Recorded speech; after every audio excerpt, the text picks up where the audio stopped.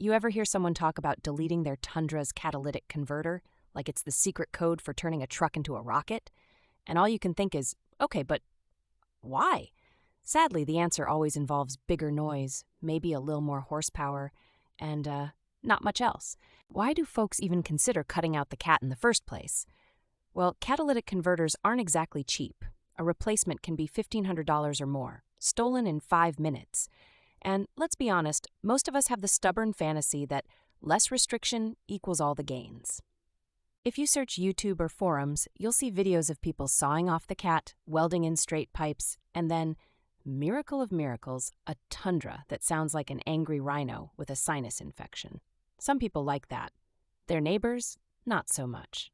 Now, about step 1, get your tools together. You'll need a reciprocating saw, a socket set, safety goggles, gloves, and a jack. Remember, trucks are heavy. Never get under one that isn't securely jacked up. Nobody wants to become an Internet Darwin Award. Once you're under the truck, you'll spot the catalytic converter usually nestled between the exhaust manifolds and the muffler. Pro tip, spray those bolts with penetrating oil the night before, unless you like wrestling rusted studs for hours. Is it as easy as cutting and yanking? Sort of. If you're lucky, you just unbolt both ends and drop it out. If your bolts are rusted solid, welcome to the club. You'll be sawing through metal and maybe using a cold chisel. Not as glamorous as the YouTuber makes it look. Here's where pain point number 1 kicks in.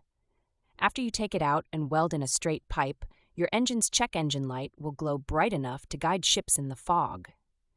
The sensors in the exhaust track emissions, and now they're, well, confused.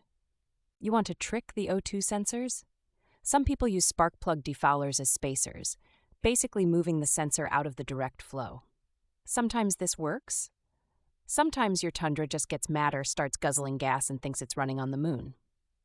But here's what most skip over.